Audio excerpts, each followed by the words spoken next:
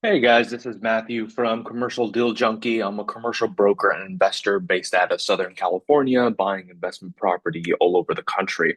Now, I'm going to be going over a deal that I've done pretty much full cycle where I purchased property, I stabilized it, multifamily, and now I did a refinance. And I essentially did a full BRRRR where I got most of my cash back out and I got the property almost for free. So I'm going to be going over the deal, what I had to do in order to stabilize the property, how much I was able to buy the property for, how much my refinance came in, how much money I got back. So this is the deal here. This was it listed. It was listed for 600,000, 10 units in Miamisburg, Ohio, which is a suburb of Dayton, Ohio.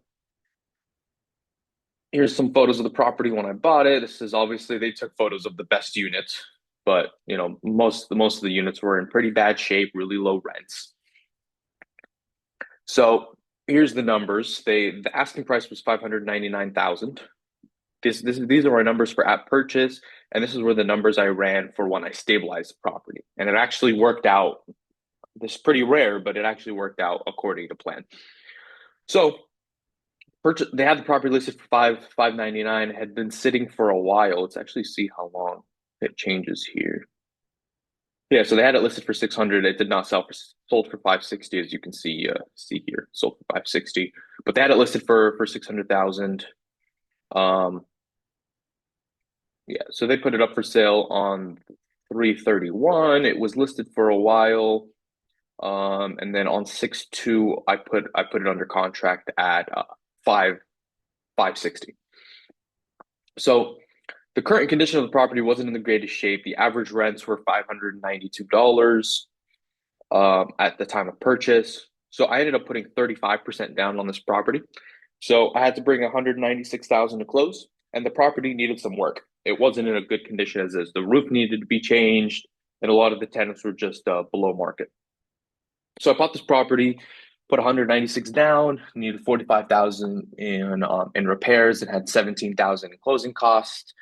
So all in, this property needed 250, 260, 268,000 total cash for this deal. So over time, I really fixed the building up. This is still an old this is the original photo of the building. I cut all these trees back. I fixed up the landscaping in front of the building. I changed the roof. I added a washer and dryer in each unit. They had hookups, but the landlord wasn't providing washer and dryer. So I bought a bunch of used washer and dryers that were still in good shape and plugged them into all the units. And over time, I raised rents on the existing tenants. Some of them stayed, some of them left. And then I re-rented those units at a higher rent. I mean, you hear about these BRRRR deals all the time, but the whole idea of the BRRRR deal is buy, rehab, rent, refinance, repeat. So I bought the property, 560,000. I rehabbed the property. I changed the roof.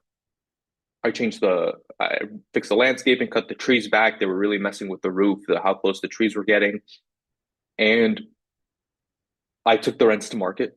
I rehabbed and then I rented it. I raised the existing rents and for the units that were vacated, I rehabbed those units, rented them out as well. And then just finished the refinance. I expect funding sometime next week, but the appraisal came in very close to where I ran my numbers when I originally bought the property. So I thought this was a perfect example of a successful BRRRR where I'm doing a cash out for about as much money as I put in. So now that I'm done stabilizing the property, the average rents are 850. Some are at 900, some at 925, some are at 800, some are at 775. I think, but my gross potential income for the year is a little above 102,000, but that puts the average rents at 850. And then these are all my expenses. I have $2,000 a year in lawn care and snow removal, 6,500 a year in insurance. This property is unfortunately a very small piece of this property is in a flood zone, so that raised my insurance. But it's a beautiful property. There's a creek in the back, and it's sitting on 1.6 acres or something. And there's a creek in the back. I added a fireplace back here with some seating, removed some of the trees so the tenants can enjoy some an outdoor area in the back. Good neighborhood. Average income in the neighborhood, I think, is like 60 something, 64,000 if I remember correctly. Yeah, 64,000. So it's a for Dayton, Ohio, it's a stronger neighborhood. But let's go over the numbers. So my total expenses, water and sewer, 4,500. Repairs and maintenance, I have it at 5% or $5,000 a year. I pay a manager, which is we manage in-house. I have a VA that does all the management for me. But I charge the property 8%, and then I pay them their salary. I have a bunch of softwares too, and then I'm able to keep the rest if there's any. $11,310 a year in property taxes. So throughout the whole year, I'm gonna have $38,252. Oh no, that's the override. I'm gonna have $38,252 in expenses, and that's gonna be taken out of the $98,940 of income, which is the $102,000 of gross potential income minus a vacancy rate, which some tenants over a 3 year, 5 year period, some tenants will be leaving, and those units will have to be re-rented. So for the few months those units are down, I'm gonna have to re-rent I'm gonna have to take a vacancy hit rate on there. So I got a 6.75% interest rate on this one, a 20-year amortization. So my monthly debt service is $33,217. So this is my cash flow here after everything. About $2,000 a month, $2,000 and change a month is what this property is going to be bringing in after all expenses are paid, after a property manager handles, taking care of the property, making sure the rents are collected. I'm going to be bringing in about $2,000 a month. Here's the big thing here. So once I'm done, well, now that I am done, I expected the property to be valued at $810,000. Appraisal came in a bit higher than that, but it was pretty spot on. Appraisal came in at $819,000 for the property. So you can see here, when I purchased the property, it wasn't making any money. It was making $1,800 a year.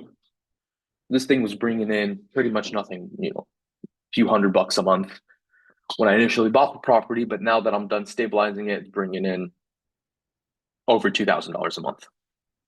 So if I go to the returns tab here, so year one made a 10% cash on cash return. Year two made another 10% cash on cash return and refinance the property. So for this deal, I had to put in $268,000, which was the closing costs, the down payment, plus the renovation costs. And I spent $45,000 on renovating the property, which included the roof, which included the landscaping, and including having to renovate 5 or 6 of those units. 5 or 6 of those units, I had to upgrade them. It didn't cost me a lot on these renovations. They're all 1 bedroom, 1 bath. So I, refinished the cabinets, cleaned the unit, repainted the units, maybe spent, 5, 6 thousand on the units I had to renovate. But here's the refinance part is where you get most of your cash back. So I spent 268,657 to purchase the property, do the value add, stabilize the property. And now I'm doing a refinance and I'm going to be pulling out 241,310. That's where I ran my numbers. It's actually going to be closer to 250,000. So I'm pulling out almost all the money I put into this property. So I'm essentially, there's only going to be $25,000, $22,000 left in this deal when I'm done with it. So I essentially got most of my money back, and now I'm able to go out and do this again and take that 250,000, which I'm receiving in cash, tax-free proceeds I'm going to be receiving from this refinance. And now I can go out and find another property like this where I can go out and do the same thing. As you can see here, my income is definitely going to take a hit. So if we go to the profit and loss here, so I'm going to go from making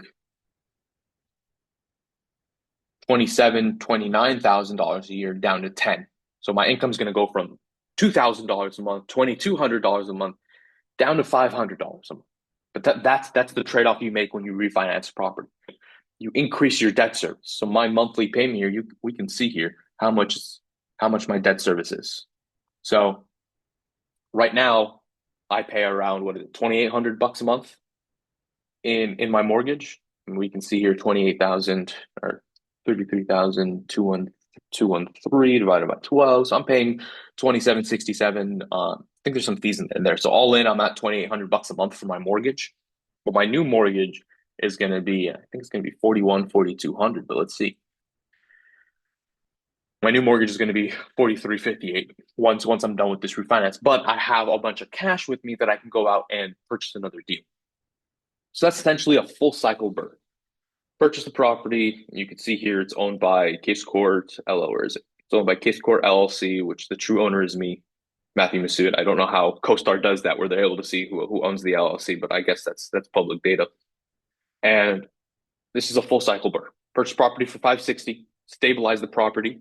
Now the property is worth 815,000, and I'm able to take a new loan for 75% of the 815,000, pay off the original loan, and now I have cash and I can go out and do it again. That's essentially a multifamily BRRRR full cycle on this 10 unit apartment complex in Dayton, Ohio. I hope you guys enjoyed me showing you guys this process. Hope you guys were able to learn something. Like, subscribe, do all the algorithm stuff, and I will catch you guys on the next one.